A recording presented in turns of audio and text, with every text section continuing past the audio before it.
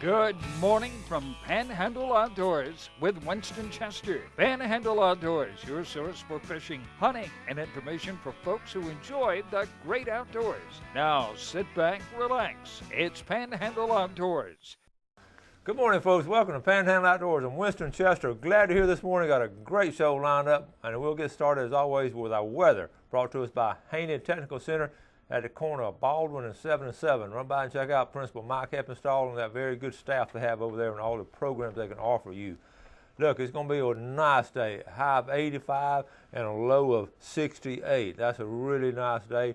The water temperature, we've talked about it all week, it's just hit 79. It's been stuck on 79 for about a week now, so that's good. It's not cooling off too fast. It's going to be a gradual decline, but 79 water temperature is in good shape right now. The river readings, take a look on your screen there. The river readings, we have the Apalachicola at Bluntstown is reading a .2, and you can see where they close the dam gate up there in Chattahoochee because it just leveled off real quick at a .2, and all the way through the weekend it looks like it's just going to be nice and level, but really low up there now, so be careful. The Choctawhatchee at Caryville is reading a 3 foot even, and it dropped from 3.2, but it looks good for the weekend also. We'll talk more about that tomorrow. So the river readings are in really good shape. Now the tide chart brought to us by Kent Forest Lawn Funeral Home and Cemetery, and their motto is "When Caring Counts." They're located right here on 23rd Street. Looking on the screen there, we have a lot of good tide this week. We talked about this. Today's October the 8th. We're looking for the weekend tides, but today's tide is 5:29. The low is a low tide, and the high tide is 9:34. So it's coming in all day long. A nice incoming tide, so that's in good shape there. All right. Now also. The marine forecast will be south-southwest at about 5 to 10. So we'll that's good weather report. Everything looking good. Now once every week or so, we'd like to call Captain Blair Morgan, represented by representing Blue Water Outriggers down in Port St. Joe, one of our big sponsors. They've been with us since day one. Some really good folks over there, and Blair's always on top of things in fresh water, salt water, and in the woods. Good morning, Blair. Good morning, Winston. How are you? I'm doing well, buddy. What's going on down there? Well, we had that cold front come through, and the weather was real nice, and fishing's pretty good. Most places, the St. Joe Bay just is real slow right now, but there's not a whole lot of people fishing.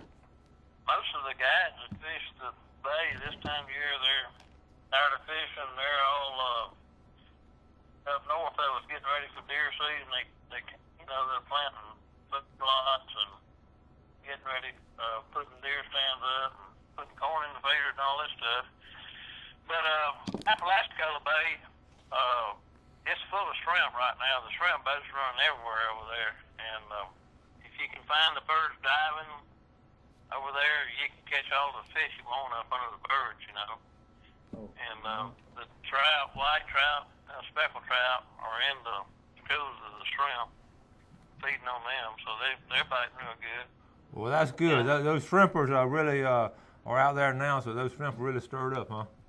Yeah, I tell you, you ride over there to Apalachicola Bay right now, and you'll see shrimp boats just everywhere, and they're pulling all during the daytime. And I was over there the other day, actually going gator hunting, and the shrimp were just jumping everywhere, and birds were diving in them, and fish were hitting in there. So. Well, that's a good sign in all the bay system, really. Now, we talked about gator hunting last week. You about to wrap up your gator hunting? Well, I've got one permit left, and I've got one big gator I'm hunting, but he's right now, so we'll see if he makes a mistake. But it wraps up the 1st of November. It closes, so we still got about 3 weeks left. Okay, all right, that sounds good. So everything's looking pretty good with it. This time of year, just everything it gets excited in October. I was up at my house yesterday up at Fort Gaston Creek, and I went down to the landing, and a buddy of mine was coming out. He had a cooler full of big old brim. He gave me a good mess to eat. So the freshwater fish are really doing good over there right now. All right. Blair, that sounds real good, buddy. Good report. All right. Well, y'all have a good one. We'll talk to you next week. You have a good day. All right. Thank you. Captain Brad Morgan, as soon as he hangs up, he's headed up there to the woods, to his place up there in Tate's Hell. So let's take a break, and we'll be right back.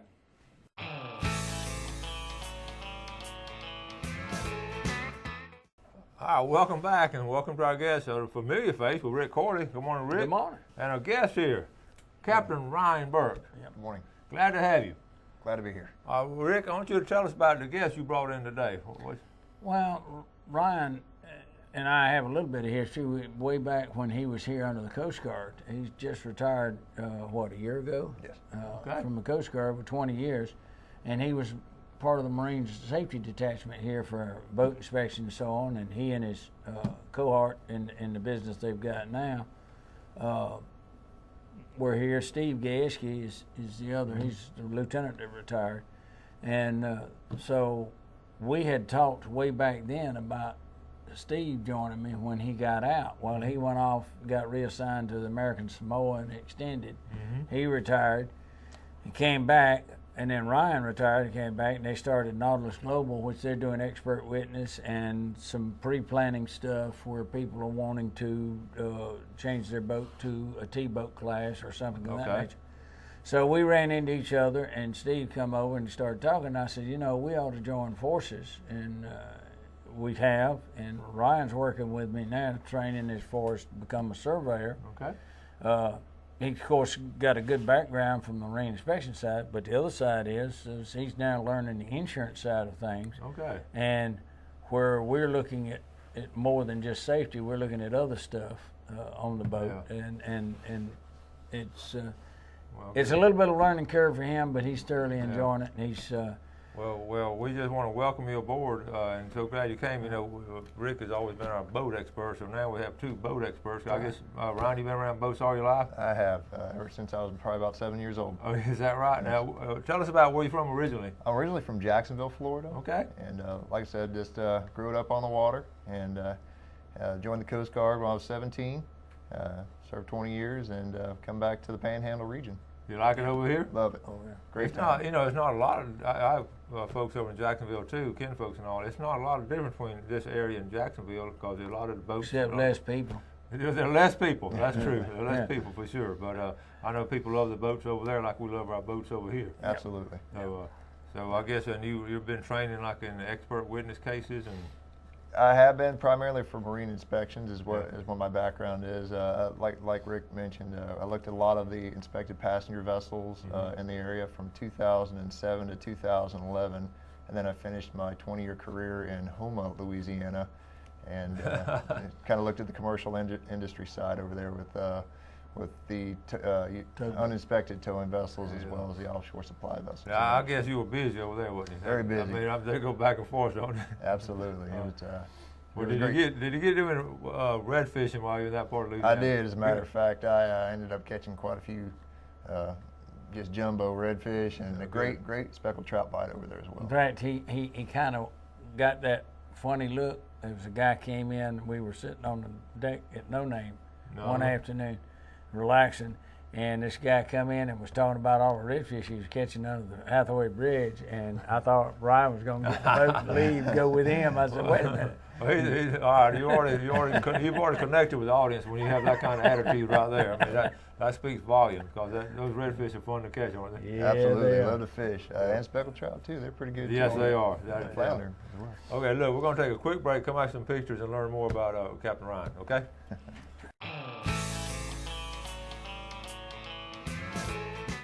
All right, welcome back. We're going to start this segment off with pictures.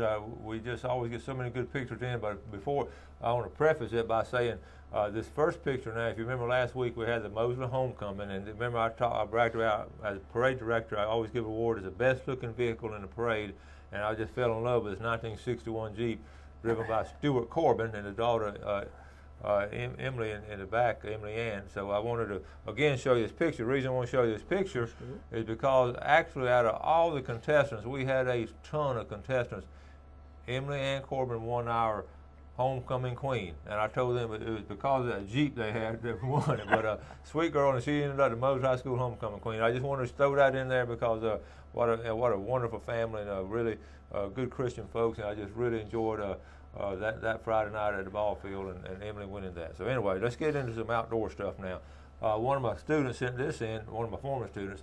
You're always talking about game cameras and trying to hang that camera in the right place. Well, sometimes you don't have a tree to put it on, so there, you can make a little tripod and put your game camera wherever you want to, and right there you can make it up right there in the woods. So this is not a bad idea if you look at this. Make a little. That's actually made up there in I believe Jackson County. So that's a good job there, Keelan. All right, Ray Wishart teaches photography at school. Took this picture this past weekend. Isn't that a great picture, guys? That's Osprey, and he's not having to go to McDonald's today. He's got him some fresh fish. Yep. All right, wildlife photography. Wow, over at Deer Point Dam, we're talking about, it's the redfish bite has been pretty steady, and this is right up at the dam there. This is let's see, we got to get my list. Okay, this is Brian Morency at Deer Point Dam. It's a 21-incher. You can see right there behind the dam there. Good job, Brian. Okay, every now and then I give you a say. If God wanted us to be vegetarians, He would have made broccoli more fun to shoot. Mm-hmm. All right, now, look at these crappie coming out. I'm going to tell you exactly where these were caught, folks. They sent them in. These were caught at the Brothers River. Brian and Nikki Richardson. I know where that is. Really, this past weekend, really good bite over there. We're telling you. Okay, here's two of my students, and these we had a little tournament down there in St. Andrew, and I usually get a bunch of boys help fish it, but the girls fish it this year, and these girls did well. This is Taylor Jones on the left and Brittany Erdman on the right, and I'm going to show you a couple more pictures. They ended up fishing, also caught a mantis shrimp. Mm-hmm. Oh, yeah. That's not very normal you catch that, is it? And actually, in fact, now the top part, here's the bottom part, what I like. This is the before and after. Mm-hmm. Rick, you like that flounder there? Yeah, but I also like that shrimp. That's good shrimp. eating. Yeah. I told them that shrimp will feed 4 people. As big as that thing is. They got it all fried up, and good job there. Now listen, this is Bowen McGuffin was on my show last year. Bowen, he's playing baseball at Gulf Coast this year, graduated last year. He's a good outdoorsman. I've been telling, remember he was one of my students of the month last year. Well, I saw him at the ball game. He said, Coach, he said, I've been frogging. And he and some of the boys that actually was on the show last year, they went frogging up in Jackson County. Now, I want to show you a couple of pictures. Mm-hmm. Now, look, this is this is a bunch of frogs. Mm-hmm. But what's amazing about these frogs, they went frog gigging. He actually said they weighed it out up there. And I want you to look at the size of this frog right here, folks. That's a foot-long frog. Yeah. Now, you know that's some good eating right there, those frog legs. So, yes, sir. Boyd McGuffin, Greg Gladden, and some of those boys there, okay? I've been telling you about nice looking sail. It was nice. The sailfish right inshore has been a tremendous year on these fish right here. This was this past weekend. Good job there. And, we talked about the whole bite was good. That was Jeff Thomas there. Well, one of my students working on a lease, he and his dad working on a lease the other day, and they went up there and went around the corner. This is off Scotts Ferry Road, and you're always looking for deer and all in your food plot. Well, they saw a helicopter, and it was I guess they didn't know whose helicopter it was, but they were like I say, it's off Scotts Ferry Road. It's Dylan Brown. Dylan's our quarterback, and his dad Mark Brown over there at UPS, and I just thought it was so funny. You're looking for deer and wild hogs, and all of a sudden you see a helicopter. Don't shoot it. And then a couple of pictures real quick. Bill Angevine at the county pier, turtle, and then look at all these mullet out here. The mullet is starting to move. That'd be a good cast right there. Yes, sir. Mm-hmm. And two more pictures. Oh, this nice. is nice redfish. Tommy Taylor, one of my former students here. Good job, Tommy. Tommy's he needs to wash his shirt, don't he? I have to get on to him. He's been catching a lot of fish. He's been catching fish, man. And I want to grow my own food, but I can't find any bacon seeds. That's right. What do you think about that, Jeff? Yeah. All right, and the last picture, great picture here. This is Kim Purdue Ellisor and her son Shepard. They were up there, I believe they went to Kansas on a pheasant hunt up there. Great picture of Kim. I'm so glad. Oh, Shepard. We've got to get Shepard on the show now. He's a good little outdoorsman. All right. I caught us up on the pictures, guys. Some nice pictures of it. Ryan, you see all the different things that happen here in the Panhandle, all the different things you can do? Mm-hmm, absolutely. Yeah. It's fascinating. Hunting, fishing, it's an outdoors paradise, really. Okay, look, we're talking about, let's get back to boats now. You said if I pin you down, and what's your favorite kind of boat to fish with? What kind of boat would you come out with? I like the center console. The center console? The applicability. You can do pretty much anything with it, offshore, inshore. Yeah. So for me, it's for the center console. So that's my favorite type. Well, we talk about a lot of us talk about on and off the air about trying to find that perfect boat. And Rick and I've talked about. There's no such thing. Find something that does 80% of what you want to do, and you're pretty close to the best you can get. Yeah, and that is so true. If you like offshore fishing, you get the offshore boat. Or you like to just troll along for king mackerel and trolling, or if you like to bait fish, And well, it's like people, they get bass boats and everything. I've caught bass out of a canoe. Yeah. Kayak. Yeah. And you say you have a kayak? I do. I have a kayak. Yeah, I used to go kayaking in Louisiana, and I'm starting to do that around here as well, and catching a lot of fish, having a lot of fun doing it. I caught a couple of flounder off of there too. So. Oh, that's cool. That's cool. We're talking about this is a good time of year to start boat shopping, isn't it? Really. Yep. It's the end of the summer, Mm-hmm. and people are starting to think about Christmas and all that kind of stuff. Are the boat prices pretty well level off, Rick, or? Kinda. They're. I think slowly the market's getting back as far as prices are beginning to bump up a little bit, but not a whole lot. We've looked at some lately. I've looked at one nice one the other day, and I had two that no, not so nice. But it's still kind of a level market. It's coming up very slowly.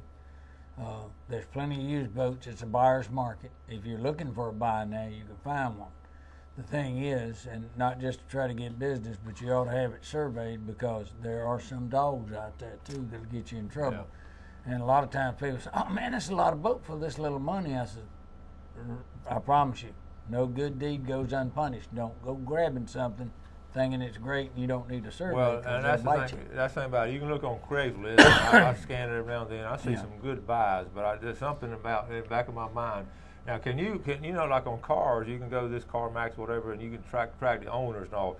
In boats, can you track the previous owners? Is it easy to do? No, it's not. It's pretty difficult. And here's the thing: boats are a little different than cars. Cars are not normally they're strictly production. It's rare that you get a hand-built car.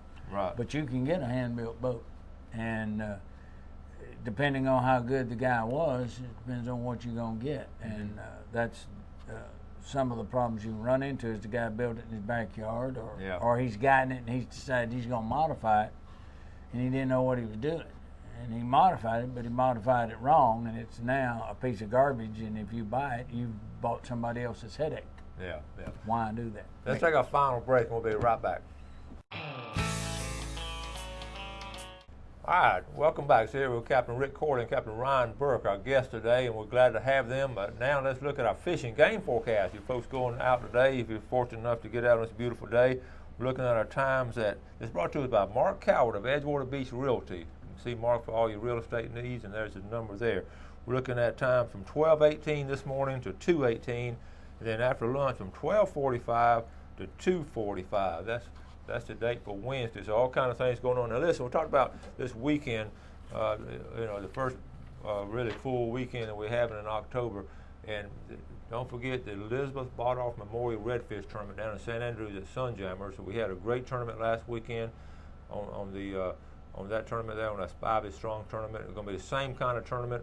You can 6 a.m. will be the starting time, but you go by Friday and register. And remember now, it's only $35, and this money all goes to the Learn to Swim program in honor and memory of Elizabeth Bardolph. And her mom and dad put this on, and all kind of neat prizes. So you don't have to fish it, but you can buy all kind of raffle tickets and all to win some really good prizes. One of them is a fishing trip, which I won one year, a tarpon fishing trip down in Boca Grande. So nice. That's really cool. So. You also had an announcement this weekend. Yes, I do. This weekend they have the Pirates Fest, and I'm going to be in a booth at Anderson's doing that to talk about the history. I'll have your book and a couple of others there to show and talk about the history of the area. And Ken Anderson asked me to come out because Ken and I had talked, and he knew that I knew a fair amount of the history of the area. Well, we do have such a rich heritage, and I know you know a lot of it because your family was part of it. And what time you be there? 1 to 5 in the afternoon. And okay, also, it's my granddaughter's birthday on the 24th. She turns 5. Riley Cockrell will be a 5-year-old. Well, happy birthday, sweetheart! And we got Well, I've started getting some pictures of her and some fish too. Oh yeah. Okay, we've got a couple minutes left now. We were talking about, and you mentioned off air, Ryan, about we're talking about boats and all, and so many of our viewers have boats and all, but you talk about the importance of maintenance. Absolutely. Proper maintenance will help Yeah. your vessel last much longer. Yeah. When you go to resell it, if you keep good records, that also will help keep the price up on the boat. So many people don't record what they do, and then you don't have any maintenance history. That's such a good point too. Yeah. Just the And it helps prevent issues in the future. Yeah, and we're talking about the gasoline. You know, I guess you've seen it too. The gas over the years. Just Rick, we've talked about it before. How it's messed up so many motors. Sure. Yeah. Ethanol. Have you seen it too? Yeah. Absolutely. Yeah. No ethanol. Don't use ethanol in your boat. That is nasty stuff for a boat. If you got fiberglass fuel tanks, it'll ruin it. Yeah. It will literally delaminate it. On another thing too, Ryan, when you're checking your boats out, what is just in general? What's one of the first things as an inspector? What's some of the first things you look for in a used boat to make sure everything's sort of proper and all? Well, if possible, if you have the vessel out of the water, you want to check under the water line because you want to look for delamination if it's a fiberglass hull. Also, you want to check the running gear if it's an inboard engine.